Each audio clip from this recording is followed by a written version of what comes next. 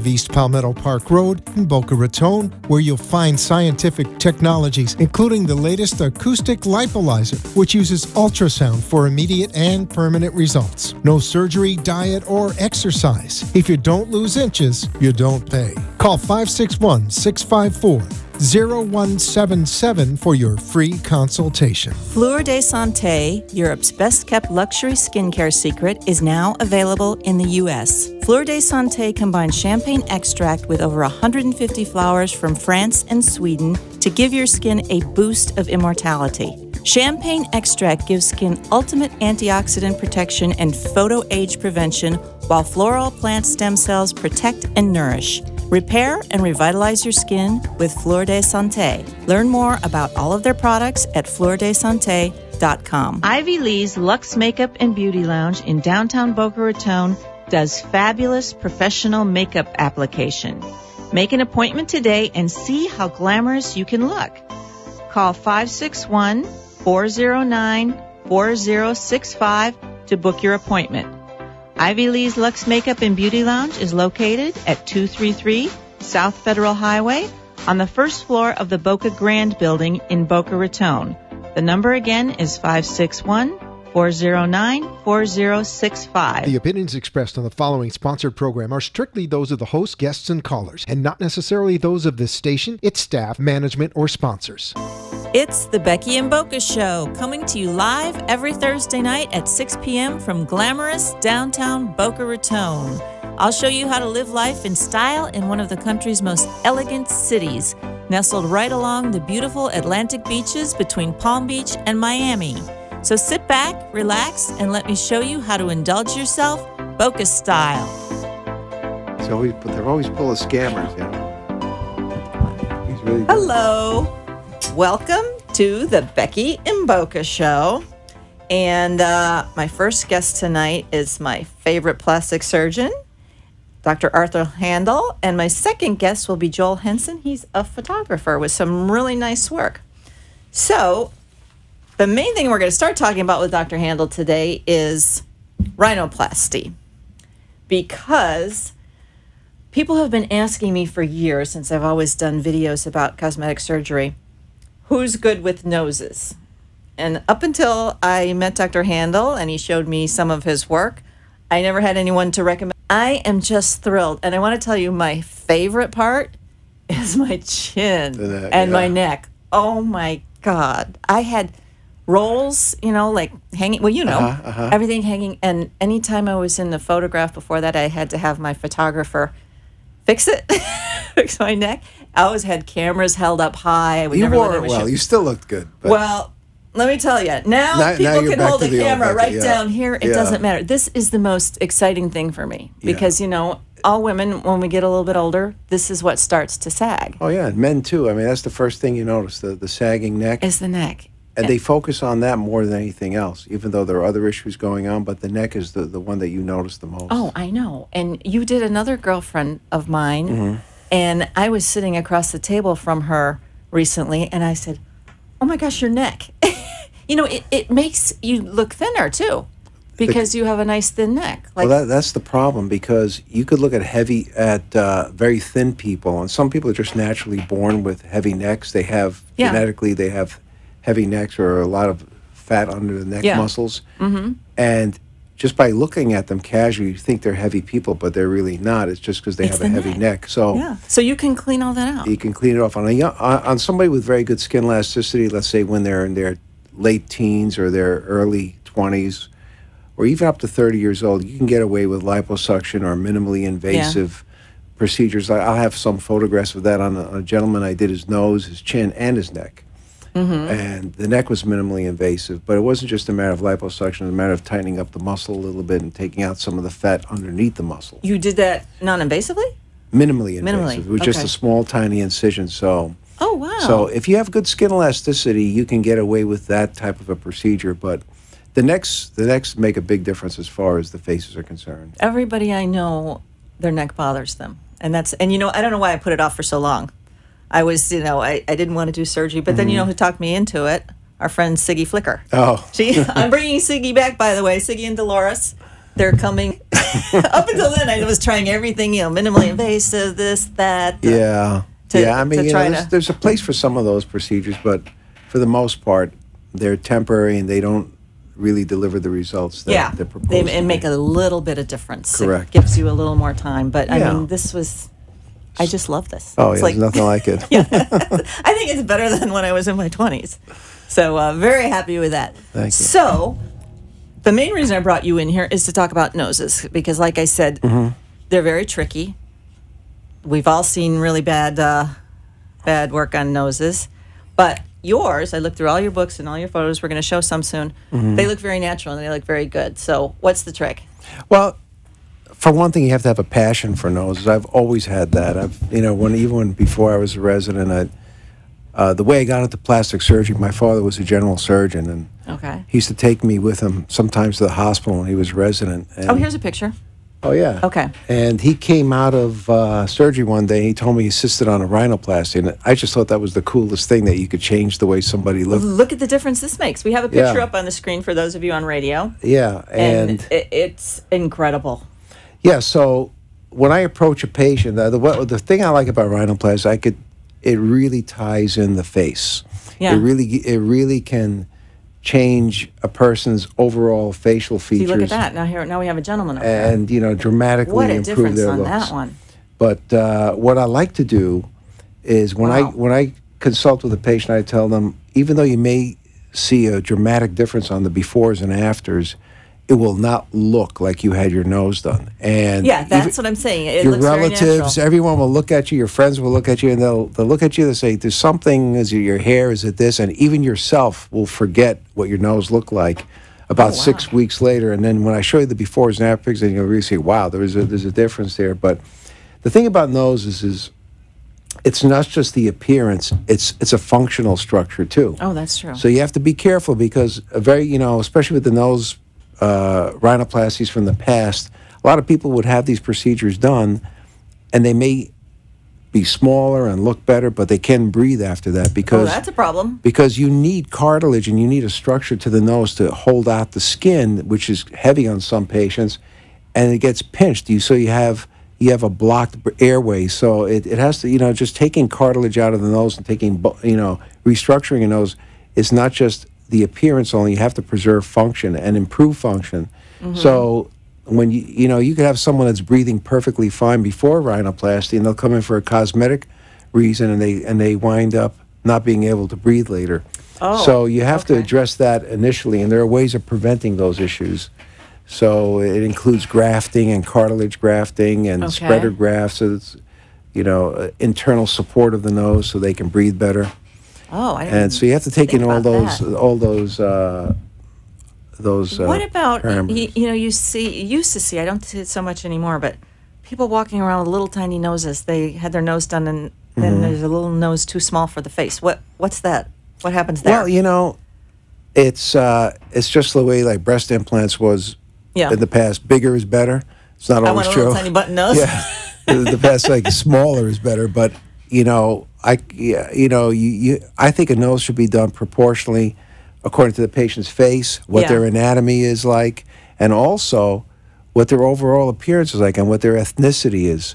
So you have to give my ideal nose is something that is straight, with the tip. A male nose should be 90 degrees. You don't want a male nose elevated. Oh. Male nose should be about 90 degrees. A female nose should be, no more than 105 degrees. So you don't want like a slight angulation up. But most of the time, you don't really need to lift up the tip of the nose.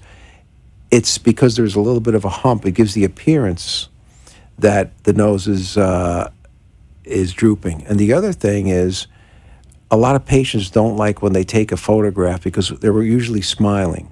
And when you see a headshot of the front of someone's face smiling, the nose looks longer because when they smile, it's pulled down because there's a strong muscle on. Most patients have a muscle that's hyperactive that pulls down the tip of the nose, and it makes it look longer.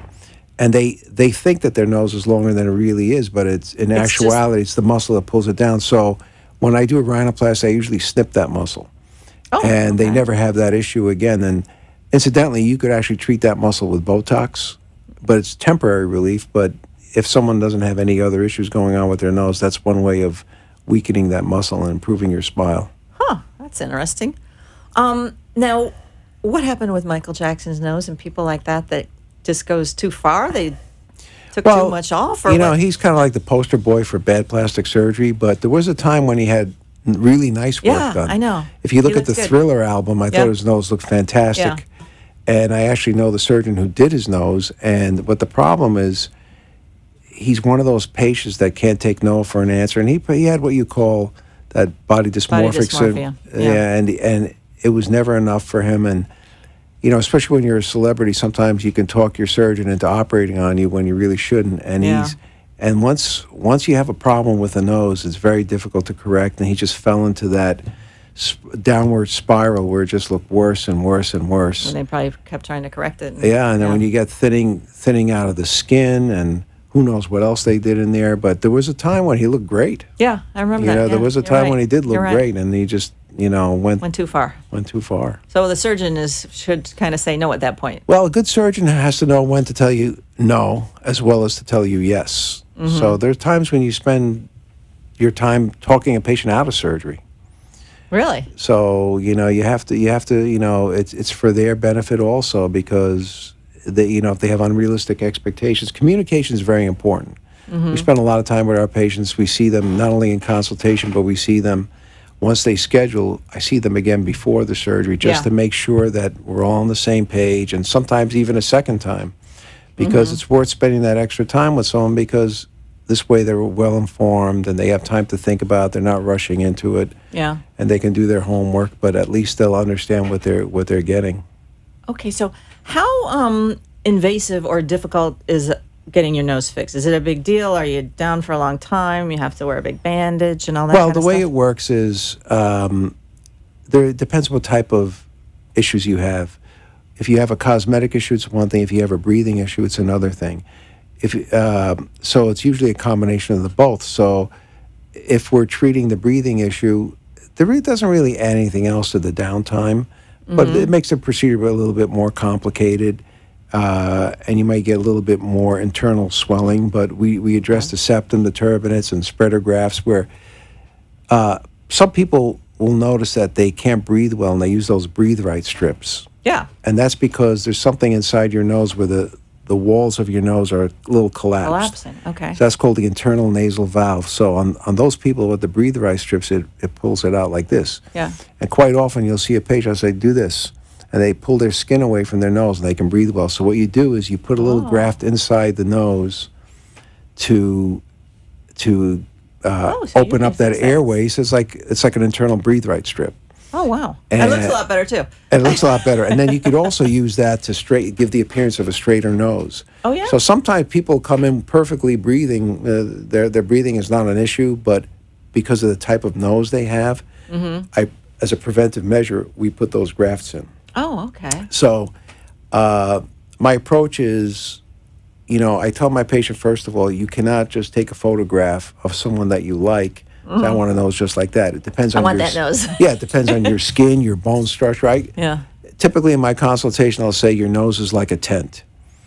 You have the metal framework, and the canvas is on. The shape of the tent is determined by the framework. So the canvas just goes on top of that. So your nose is the same way. It's made mostly of cartilage, bone, and then the skin is just draped on top of it. So by restructuring the cartilage and the bone is what gives you the shape.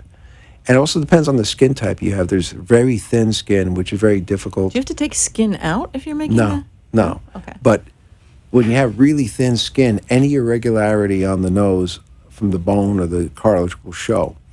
If you have thick skin, that's not the greatest thing either, because it doesn't redrape as well. The best is medium thickness skin.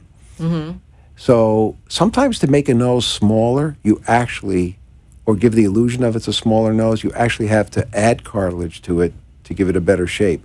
So quite often we actually add cartilage to make a nose look smaller. Really? So it's an optical illusion in many cases. So this is called the radix, in between your eyes. On some people it's a little concave. Yeah. And that makes you look like you have a hump. So Oh, I I see. The mistake that you could make is to just shave down that hump. Yeah. That makes the nose overly small. And that's why they look kind of scooped. So what you do is you actually add a little piece of cartilage to that, and it makes the nose look straighter. Oh, wow.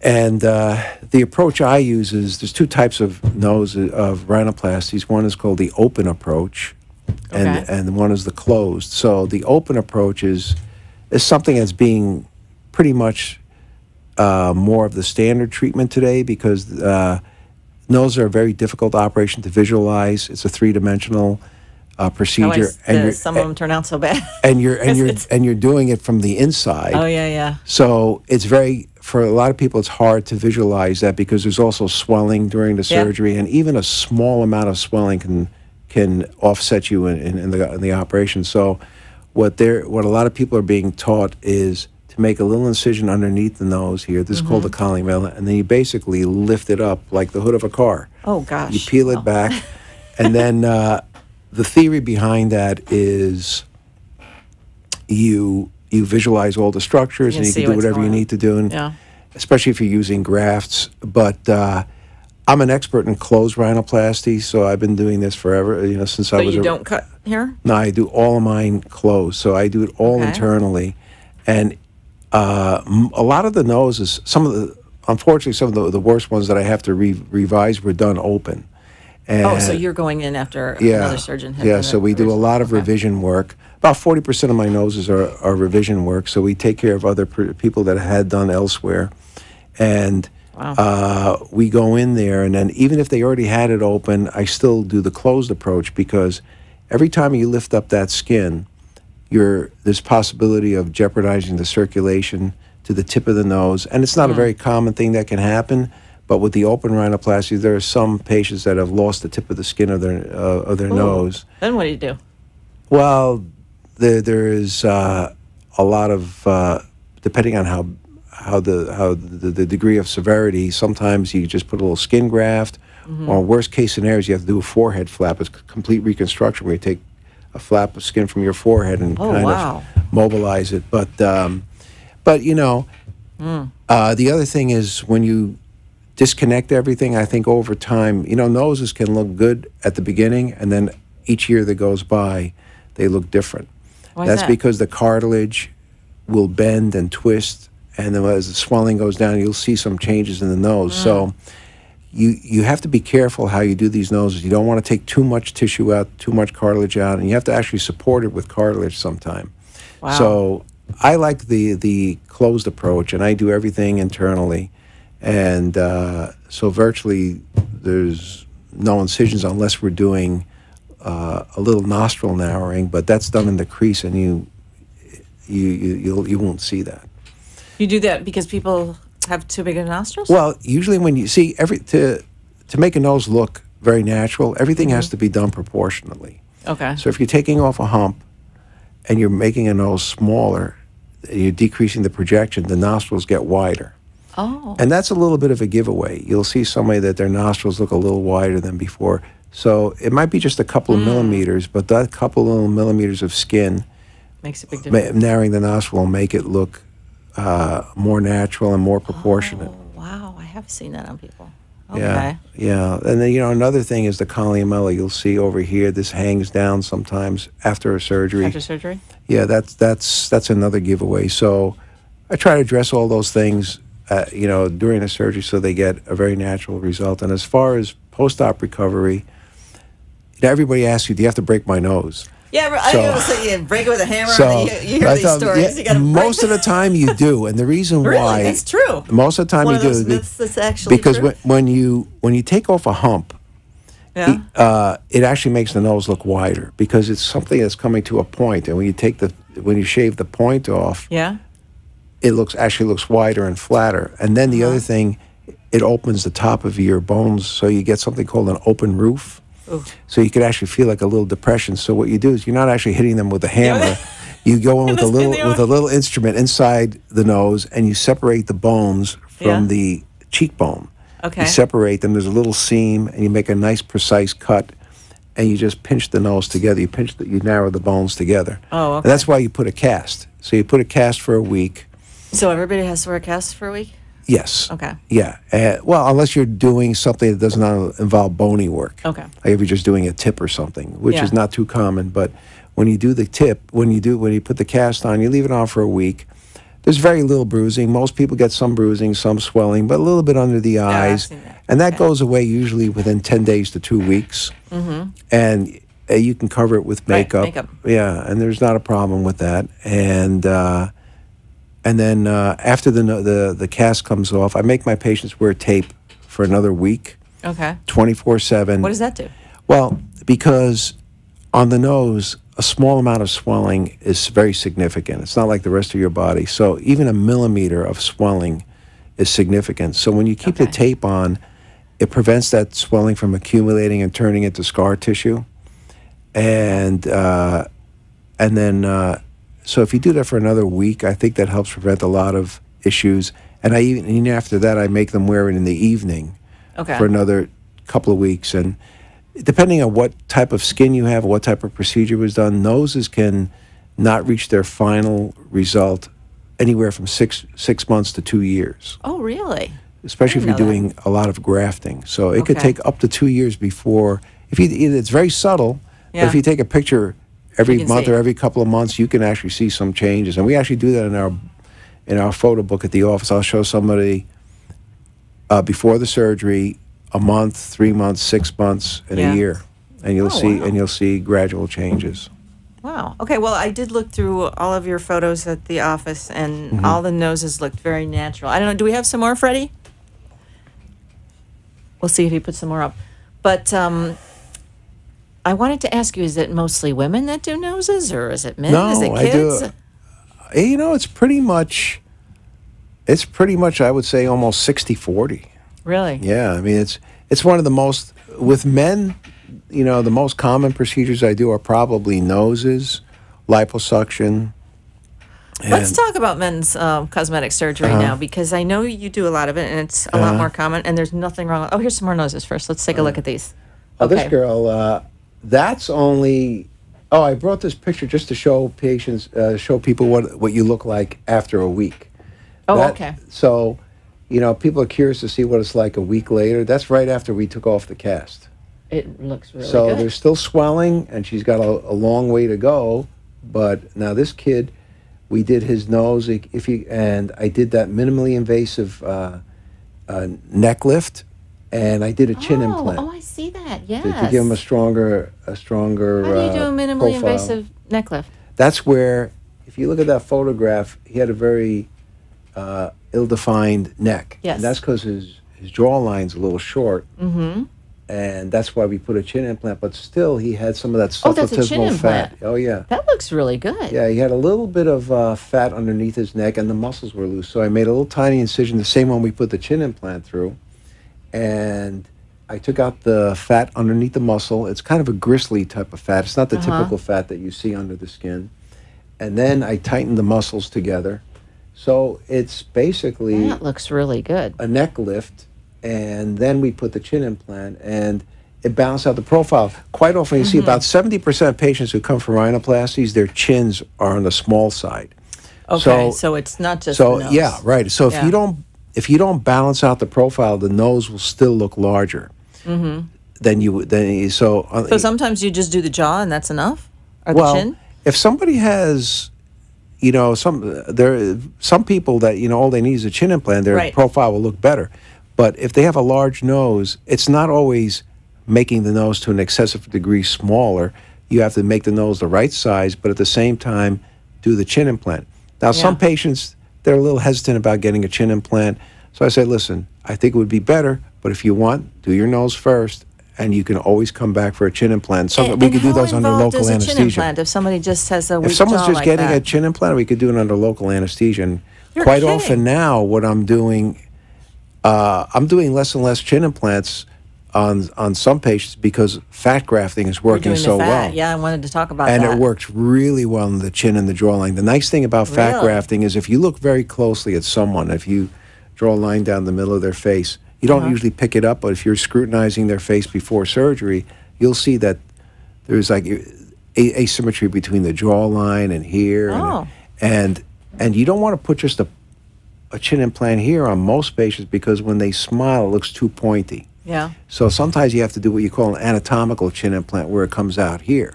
Okay. Usually when I do one of those, I actually carve it to fit that patient custom-wise. What are they made out of? Silicone, hard silicone. Oh, okay. It's a pliable silicone, but it's not a gel. Yeah. And then, but with fat, you can actually inject as much as you need, and it's virtually complication-free because It's your own there fat. are nerves here. When you put that long chin implant, there's a nerve there that controls the movement of the lips, and you have to be very careful in that area. So using fat grafting is virtually complication-free. So Wow. So Now, do you do jaw implants, or is that? I don't do jaw implants. Okay. No, I don't do jaw implants. I just do chin implants. But you can build up the jaw We with can fat sculpt the too, jaw right? with fat grafting. Yeah, Oh, it works wow. great. It Yeah. works great for that. I think you did some of that on me when you did the. Oh, we do. We do it Yeah. on 95% of our facelifts. Get fat grafting for several reasons. Number one, a youthful face is not just a tight face. Yeah. A youthful face is a fuller face. The other thing is that fat grafts have stem cells in them. And fat grafts are permanent to a certain degree, so we overcorrect to a certain amount, and then what is there by 6 months is there permanently. And I feel that you can always add fat. It's easy to add fat. Now, do you have to do this under anesthesia, or Fat grafting. if someone just wanted to build out their jaw? we do it under local Under local. local anesthesia. If that's Wow. all we're doing, it's just local anesthesia. A little sedation, give them some oral medications. And So it they come in, basically get is that not done, that and go home? much more uncomfortable than getting Restylane or any of these fillers. The only difference is Wow. that we have to harvest it from another part of your Right, body, yeah. and then we inject it. How do you harvest it? Well, we inject something called tumescent solution. It's a mixture of a saline solution with lidocaine and epinephrine, which stops the bleeding, and it has some anesthetics. And you inject it under pressure, so you get virtually no bleeding, and then the fat comes out easier. Wow. So Okay. it's only through a little 2-millimeter stick, Really? and then Okay. we take it out with a syringe. We don't use a machine to take it out because you don't want to rupture the fat cells, and then we filter the fat cells in a certain way to preserve the integrity of the cells, and then we inject it with a very small cannula, a blunt cannula. Wow. So it's that's an easy solution for somebody that has a weak jaw that feels they need. well, when I see patients that come in for these facial consultations, one of the problem is they want too much of a result from just fillers. Yeah. And I really don't have the conscience to sell them that many fillers because Yeah. it's very costly and it's not permanent. And my feeling is if you need more than 3 or 4 syringes of filler, you need a surgical procedure, whether it's fat grafting or a facelift or a combination thereof. But ultimately, I think fat grafting, if you need a significant amount of filler, it's much better. Yeah. And I will tell you, just to put it in perspective, 5 cc's of 5 syringes Okay. of filler is only 1 teaspoon. Oh, wow. So put you're trying that- to build out a So jaw and a chin with that. put that in perspective. And you that's, have to do that, repeat it, I mean, every yeah, few and that's months, very right? costly. I mean, fillers are great. I love them, and there's a place for them, and we use them all the time. I Yeah. mean, they're great. They're great tools, but fat is great too because you can use as much as you need, and you just want to restore that volume to the face. Yeah. And then if you look at patients who you haven't even had laser, if you look at their photographs 6 months to a year later, you'll actually see the texture of their skin has improved Because of the fat with grafting? the fat grafting. Because of the stem cells. Yeah, I think it's from the stem cells. yeah. Wow. That's an added bonus. And that's something that people are discovering worldwide. So it's becoming more and more common now To to do the integrate fat fat grafting with your faces. Yeah. Wow. That's very I exciting. mean, a lot of times when I'm talk about noses, when I'm doing a facelift, if somebody has a little bump in their nose or they have it irregular or they had a rhinoplasty in the past, I'll put a little fat You in can there. fix it with the fat. And, quite often it gives, Takes care of the problem. it takes care of the problem. Wow. That's amazing. Now, we were talking about men. Are men coming in for more procedures now than they used to? More and more men are getting surgical procedures, everything from facelifts to hair transplants. We do those also. I watched you do somebody's hair transplant. Yeah, I think that it's, was amazing. I think it's important. I mean, when I first started my practice, even when I was a resident, we used to do them. That's back when they were doing the plugs, but the micrographs are the best thing. But I'm starting to build that part of my practice up again because I think it's just so necessary. And this guy's a friend of mine, and he said that until he met you and heard about this, he didn't even know it was that easy to do. Well, I mentioned it to him. He came in for something else. He wasn't even. But I mentioned to him because he was trying to look younger, and I said, that was the obvious thing that he was such a great candidate. I couldn't, keep from telling him that. And I was surprised at how many little follicles you put in there. Oh, within this one treatment, and he went back to California in 2 days. Yeah. So we did his ears and we did his hair, and he was such a great candidate because he had great donor site, salt and pepper hair. He had a lot of hair. A lot of hair. Here, but none here. None in the front. But and what you did is going to make.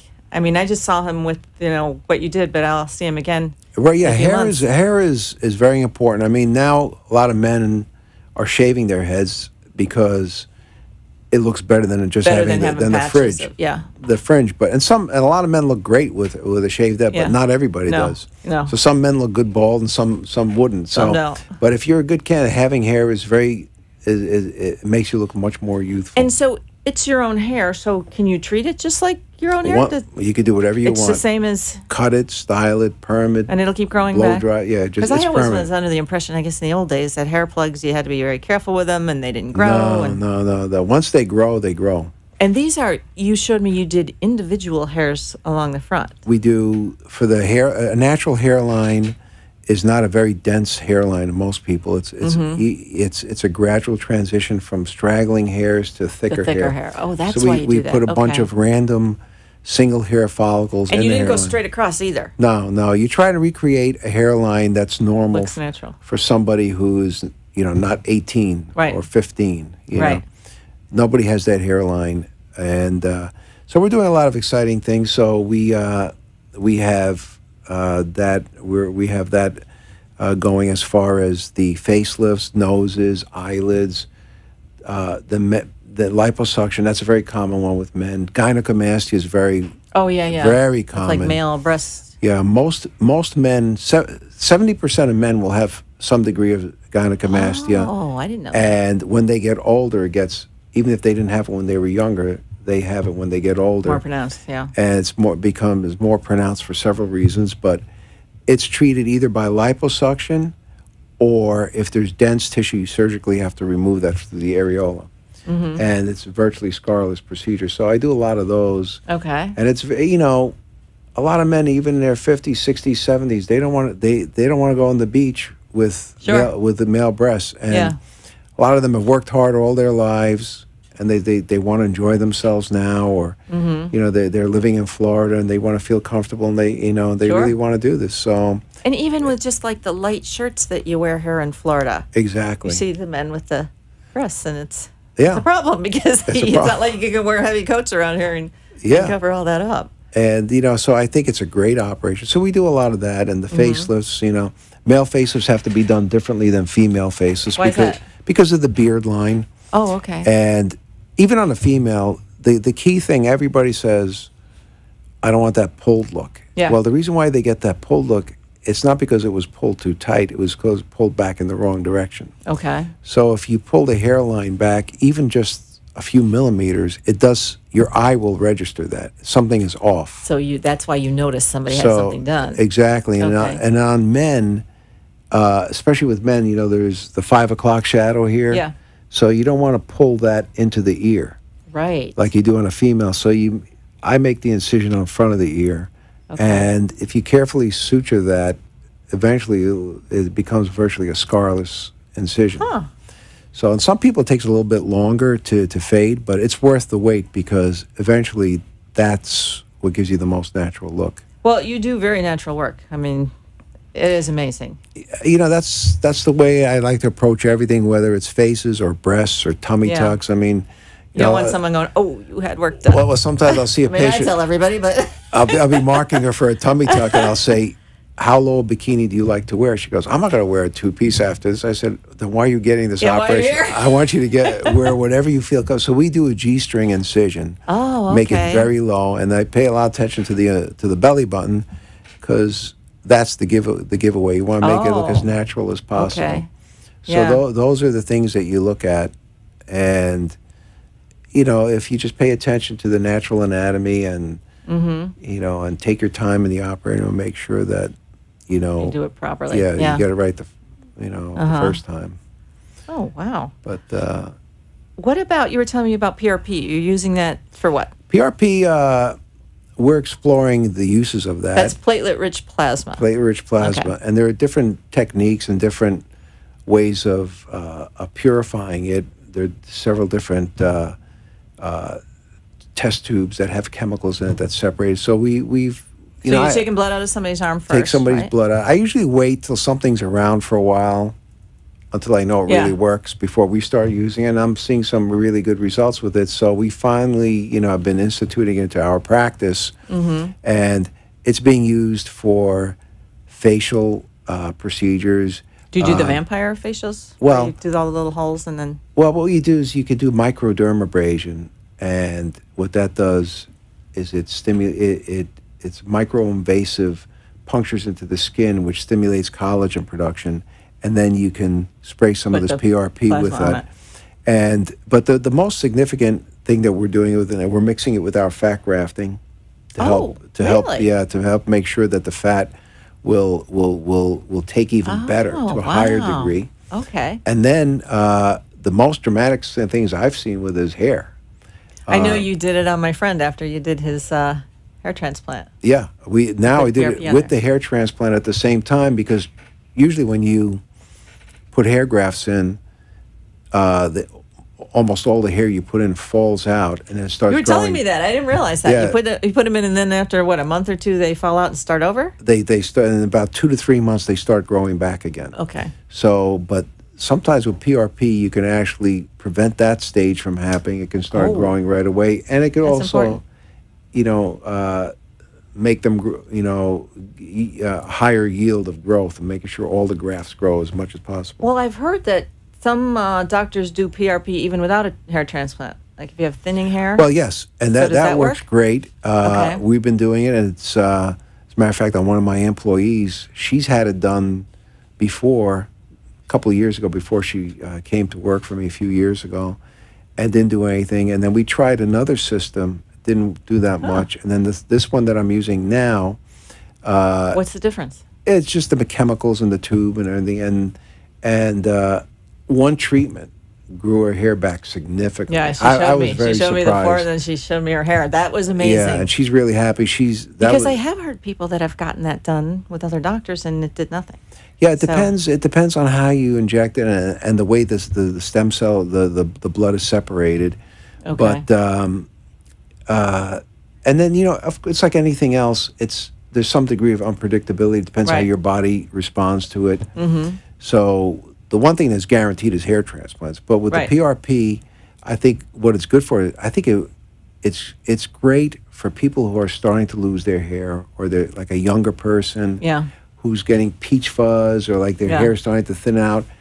I think it'll prevent that from falling. It'll actually grow, and it can actually buy you time until something else comes along. Oh, wow. And it's very safe. It's your own It's your own tissue. And then the other thing is, you'll see a lot of women who are thinning out, whether it's from pregnancy or menopause or whatever, or even hypothyroidism. So a lot of women I know a lot of women complain about that. Thinning problems. Yeah. And I think that this could probably be a great help to them, having their hair grow back. And then, I think you should do everything. You have to take vitamins, specific vitamins that enhance hair growth. I think even Rogaine is great. So if you have an issue like that, I think it doesn't hurt to throw the kitchen sink at it. Right. So we got to go to break here. Okay, so Dr. Arthur Handel, my favorite plastic surgeon. You told us a lot of interesting things today. So if anybody wants to check him out, he's got a beautiful facility right here on North Federal Highway in Boca Raton. And what's your website? It's HandelPlasticSurgery.com. HandelPlasticSurgery.com. And I can tell you, he's excellent. So thank you for coming in. Thank you. It's been a pleasure, as usual. All right. And we're going to take a break here, and then I have my next guest coming in, Joel Henson. He's a photographer. Okay. Tighten skin on your face, neck, and body, and lose fat at Ageless Body Sculpting Plus, located at 445 East Palmetto Park Road in Boca Raton, where you'll find scientific technologies, including the latest acoustic lipolyzer, which uses ultrasound for immediate and permanent results. No surgery, diet, or exercise. If you don't lose inches, you don't pay. Call 561-654-0177 for your free consultation. Fleur de Santé, Europe's best-kept luxury skincare secret, is now available in the U.S. Fleur de Santé combines champagne extract with over 150 flowers from France and Sweden to give your skin a boost of immortality. Champagne extract gives skin ultimate antioxidant protection and photo-age prevention, while floral plant stem cells protect and nourish. Repair and revitalize your skin with Fleur de Santé. Learn more about all of their products at fleurdesante.com. Ivy Lee's Luxe Makeup and Beauty Lounge in downtown Boca Raton does fabulous professional makeup application. Make an appointment today and see how glamorous you can look. Call 561-409-4065 to book your appointment. Ivy Lee's Luxe Makeup and Beauty Lounge is located at 233 South Federal Highway on the first floor of the Boca Grand Building in Boca Raton. The number again is 561-409-4065. You've been listening to and watching The Becky and Boca Show. Ivy Lee's Luxe Makeup and Beauty Lounge in downtown Boca Raton does fabulous professional makeup application. Make an appointment today and see how glamorous you can look. Call 561-409-4065 to book your appointment. Ivy Lee's Luxe Makeup and Beauty Lounge is located at 233 South Federal Highway on the first floor of the Boca Grand Building in Boca Raton. The number again is 561-409-4065. And now, back to the show. Hello, welcome back to the Becky and Boca Show. And my next guest is Joel Henson.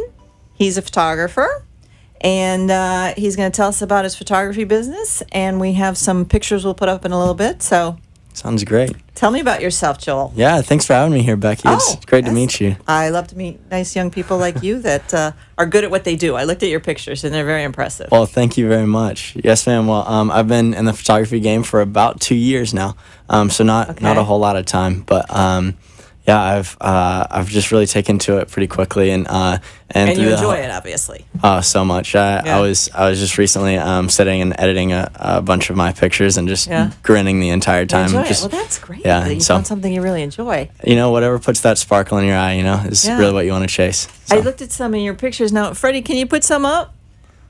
I wanted to ask you about, you had some aerial pictures. I assume you're using a drone? Yes, ma'am. Oh, how cool is that? Yeah, it's kind of fun, right? Yeah. It's pretty nerve-wracking, your last 6 months savings flying out over the water, but it's definitely worth the extra angle, so. Yeah, I would imagine. Okay, here we have, can you tell us about this picture for people on radio? It's a woman sort of reclining in the middle of a street. Yeah. I like that. So this is kind of an interesting angle. And she's kind of in shadows. Yeah, and so it's kind of a silhouetted picture, so that it gives a little bit more of a mood or a mystery to it. Yeah. I like this because it lets you know that there's definitely a city. It's definitely a very urban area. And there's a lot going on there. Look at the clouds in the background. Right, and the street lights, but it's a very smooth picture from top to bottom. And so I really like that it's a silhouette. And so that's a good friend of mine that I was gracious enough to ask me to take her pictures for her. So I like that one a lot. Okay, this I love. Now, that's a drone, right? Yes, ma'am. So you flew a drone at night over some boats? Yeah. So this is at the Brazilian dock, just off Worth Avenue in Palm Beach. Oh yeah. And so I live right there in downtown West Palm Beach. Does anybody get upset when you fly a drone over their fancy yachts? Not yet. Usually we try and stay respectful of people's space, but we're trying to avoid that at all costs. That's funny, because I would imagine some people might think you're spying on them with that thing. I know that's kind of the worry, but there's a lot of safety precautions that you have to go through in order to just get a drone. So you put your camera on there. It has a camera on there, like a little GoPro type thing? Yeah, one similar to what you guys use here in the studios, and it flies out, and it's pretty great. Where's this? This so is that's a bridge? that is the Boynton Inlet. Hey, have you ever walked out there? Wait a minute. Okay, the bridge is up? No, so this is directly vertical, looking straight down. That's me standing right in the middle of the dock. I see. Okay. So it's the pier right out. Right. Correct. Yeah. So kind of interesting, right? That's just a very cool picture. Yeah, geometry is fun to play with when you have that angle. I like that a lot. And the colors? Oh, so good. The water was really clear. I was thinking that was in Key West, but I guess not. Now, what is this? Now, I like this. This is a good friend of mine. His name is Zach, and he what really makes it cool to shoot pictures of this guy is obviously his tattoos, and he just has a really cool style about him. And so he would laugh if he knew he were on here right now. Yeah, you gotta direct him to my Facebook page later. That's right. We'll do it. The background is blurred, so that's done intentionally. Right, and so that's a common photography trick. I like that. That's just known as depth, and so that's used to bring focus to the object. So what you're looking at. And so this is again on the beach of Palm Beach, and it's just one of my favorites. There's a lot of emotion in it, and a lot of like really bright aspects as well. Yeah, I really like that. You almost feel like you're there. Good. That's the idea. This is cute. These two girls. I like that one a lot. All right. Well, these are two sisters. It's one girl. Her name on the right. Her name's Hannah, and then to her right, our left, is her sister Caitlin, was like her brand new sister-in-law, just married into the family, really? And so. That's a great picture. Yeah, so we got some good pictures of them just on a nice little family photo shoot. So that was a fun one. That's really nice because it's they're not looking right at the camera. Right. It's very stylized. That's what you want to see in photography. Is there's so many people that can. Really, anybody can get a group shot. But most people look right in the camera, but this looks better with them not looking. Right, and so people would rather look natural, doing something that they enjoy. Walking down by the water with people that they love, wearing their sunglasses and their favorite clothes, rather than just standing in a line in front of a white backdrop. And so that's how I want to capture people: is how not only how they are, but as they are perceived. Right. And so I think that's a very important aspect of photography. And I like the sunlight on that. Okay. Those are great pictures. So, Thank you. What do? You work for people freelance or? Exactly. So I started a company called Scene in Stereo, Scene with your eyes in stereo. And is that .com or? .com. Yes, ma'am. Right. That's my website. And so that name comes from really just a deep-rooted passion for music. And so I know you have a band too. Yeah. So we can talk about that a little bit here in a minute. But so I having studied music in college and just having a real love for music. There's two ways of encountering music. You can listen to it in mono, which is from one sound source, but then you can listen to it in stereo, which is multiple sources, which is much more like encountering it, being immersed in it. And so that's how I want my pictures to be seen. Is seen not as if they're in mono, as just a picture to scroll I got that past, feeling from them. but as something to be encountered, or especially by people who are in them, to be really felt and immersed in. So how do you do that? How do you get like the light and everything? Do you lay pictures over one another, or are you just in the way you shoot them? Yeah, just kind of in the way you shoot them. There's a lot of editing that goes in, a lot of color, grading, and things like that. So the initial picture looked a bit different, but you can't edit out a bad picture. You can't make a bad picture a good one by editing. You have to get good content. Get a picture in the beginning, right? And so that's really important. All these were done with natural light, I believe. Yes, ma'am. But do you also have your own lights and yes, things ma'am. like that? Yeah. So oftentimes I'll shoot indoor events or house parties or fundraisers or anything like that are inside and kind of low lit, especially like concerts and things like that. Yeah. And you have to use external flash of some sort. Right. And so that adds a whole nother dynamic to photography and the way that pictures will look. Yeah. So. Yeah. Yes, ma'am. You seem to be very passionate about it, which is yes, ma'am. Very much good. so. So, what kind of work do you like to do? What kind of thing? What's the most fun thing to shoot? The most fun thing to shoot. I really like to shoot people. How about a mob party? There you go. That's right. Yeah, I'll let you know how that goes tomorrow. Yeah. I'll see you tomorrow night. Okay. That's right. Well, yeah, my favorite thing to shoot is people. Obviously, by the pictures that I sent you.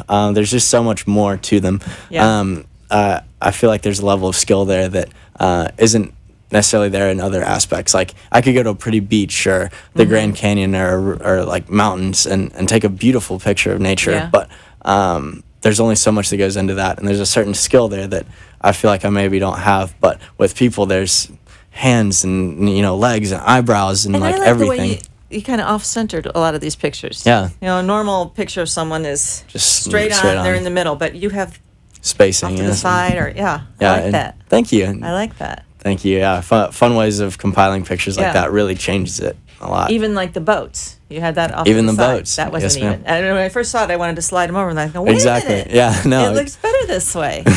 I'm glad you think so. Because I was actually going to crop it for Freddie, and then I was like, wait, no, the whole idea is that that's right. It's on one part of the frame. Yes, ma'am. Yeah. So, so you're really putting a lot of thought into this, and you're obviously very creative. Yes, ma'am. I do my best. Which brings me to the question about your band. What kind of a band is it? Absolutely. So we're like a indie beach style pop rock. Oh, wow. So we tell people you that gotta play one of my parties sometime. There you go. We'd love to. All right. We tell people I'll take you up on that. I'm always looking for music. That we'd be delighted, but we just tell people that if you're on the beach or driving down South Ocean Boulevard in a convertible, that we would be your music of choice. Oh, I would love that then. Yeah. How many people are in your band? So we have 5 of us in that's a big the band. band. Yeah, there's so several what are of us.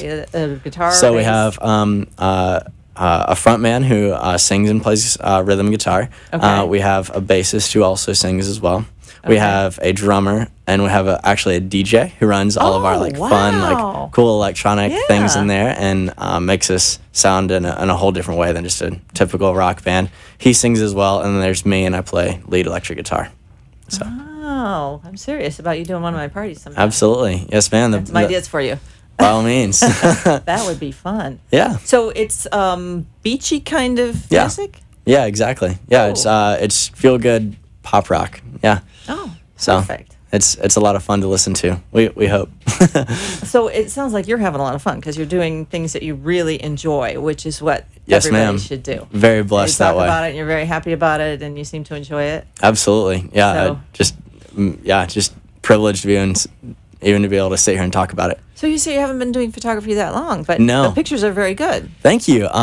Lots of exposure, lots of practice. I remember for my first 6 months with a camera, I would just leave my house in my free time and I would just go take pictures. Nothing in mind, just I would go practice and figure out how to use it. I know I have a camera, I have no idea how to use it. Well, you know what they say is like you have to put in 10,000 hours to be a professional, and so I was like, I'm gonna whittle away at these, and so that's what I've been doing, and I've been really, really blessed by a lot of incredible opportunities that I wouldn't have guessed in a million years. Good for you. Yes, ma'am. Well, they wouldn't be using you if you weren't talented. So. Thank you very much. Very nice. Anything else you want to tell us about your band or your photography? Where do you play with the band? Well, I mean, we play all over Florida, and really wherever we can. We just recently signed with a label. Congratulations! Yeah, down here in South Florida, a local label called Panacea Records, and so we are about to start recording our next EP with them, and so we're very excited about that. Oh, good for you! Thank you. Wow, and I bet you can take pictures to go along with your. There you go. I think I saw one of those. you might have. Very beachy looking. Absolutely, that's kind of the style here. But yeah, so the only last thing I would say is that if anyone listening wants to hire me, just check out Scene SEEN instereo.com. And you can find all my contact information there and my email. So they can hire you either to perform with your band, or take pictures. How about a wedding where you do both? There you go. That would be a big day. I'd definitely have to. A twofer. Yeah, have to sleep for a while after that one, but maybe someday. So. Do you play weddings or do you play in bars? I do. I've played guitar for a few weddings. played piano for one as well. You play piano too? Yes, ma'am. Wow. Yeah. Not too many people do that. Not too many these days. Not that many young people. I have to check out your music. If someone wants to hear your music, where do they go? They can check us out on Spotify or iTunes or I guess it's Apple Play now. You're YouTube. on iTunes? Yes, ma'am. Oh, boy. So, yeah, the band is called Rocket to Anywhere. Rocket to Anywhere. Yes, ma'am. I'm going to write that down because I'm Absolutely. going to listen to you. Rocket to Anywhere is the name of the band. I like that a lot. So are you from South Florida? I'm not. I'm a Georgia boy. And okay. I was raised in Georgia. You live in Palm Beach now, huh? But living in Palm Beach. That's the life. Yeah. I came down here to go to school to PVA in downtown West Palm Beach, and I decided that I really liked it here. Yeah, it's nice, isn't it? Oh, it's a great place to live. Yeah. Really blessed to be here. I know. I feel the same way about the place. I know. It's hard to leave. Yeah. Have you ever tried to go back up to where you came from? I have. My family's a big draw, but yeah. Well, they come down here a yeah, lot, they right? come down too, so it's fine. Yeah. But you'll get the more and more and more. That's right, yeah. My mom loves coming to visit me. It's great because she also gets to go to the beach. Yeah, that's what I like. I have relatives that come down in the wintertime, and it's like a constant vacation for me because I take them to the beach. Yeah, you get to be a tourist all over again, right? I really love it. It's one of the best things about it. Well, congratulations on your band, and I love your photography, and you're going to be shooting some stuff for me tomorrow night. So yes, ma'am. What are your plans at the party? What do? You just come in and kind of touch people candidly? You really have to kind of play it by ear. There's not much that you can prepare for. Especially at this party, we don't even know what's going to happen. Could be anything. Yeah. Yeah, it's gonna be a good time. Obviously, I mean, you just kind of have your pocket shots that you like to go with that are and we'll definite. have step and repeat with a lot of people going up in front of that, so you'll get all those shots. And then, shots around and it's in a magnificent house. Wait till you see. Oh, that's what I've heard. Yeah. I'm excited to see the place. Yeah, it's going to be a lot of fun. And I wish I had known about your band. I would have had you there. Man. Well, we have a nice female singer, Kendra Erica. Do you know her? I don't know that I'm familiar. She's actually from Boca Raton. Gotcha. And she's going to be performing at the party. Oh, I can't wait to hear. She plays in a lot of the clubs down in Miami Beach. Nice. And she's got some songs on the charts, so I can introduce you. Yeah, there you go. About the same age. Yeah, connection. There you go. But I have events coming up. I got you in mind for one. There you go. Please do. In October. Are you around? Absolutely. We're around. Okay. It'll be an interesting thing. I'm bringing the Housewives of New Jersey, 2 of them, to Boca Raton. So this will be a real interesting twist. I actually shot a house party with one of them back in April. I have Siggy Flicker and Dolores Catania coming. I don't think it was either one of them, actually. Teresa? I think it might have been Teresa. I'm nervous to say which one because I'm not entirely sure. You don't watch? I can't say that I'm a frequenter of the show, but well, I'm doing an event and I think it might be kind of fun. There you go. Might have to brush up on my housewives party. Yeah, you guys with the housewives at a cocktail party. There you go. That great. Sounds good. All right. Well, we're going to talk. Sounds like a party. Okay. I guess we got to wrap up here. So, everybody, thank you for tuning in, and I'll be back here next week. And I want to talk a little bit more about this Siggy Flicker and Dolores Catania thing. I think I found my band. There you go. They're on The Real Housewives of New Jersey. I've had them on the show before, and I'm doing a really nice event with them in downtown Boca Raton. We're going to be selling tickets, so watch my Facebook page. We're going to let everybody that buys a ticket submit a question for these 2 women, and nothing is off the table. And I'm going to interview them together on stage, and I'm going to ask the questions. They said they will answer anything. And hopefully I'll have you playing the cocktail party beforehand. There you go. Okay. Yeah. All right. Thank you for coming in. Nice meeting you. Thanks for having me. And I'll see you tomorrow night. Absolutely. Okay. Thank you.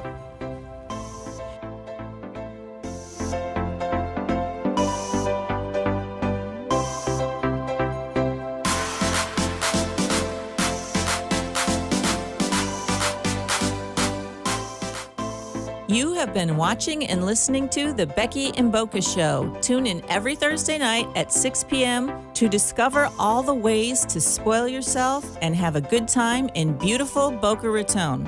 See you next week. The opinions expressed on the preceding TV. Now you can get Talk 1470 WNN on 95.3 FM too.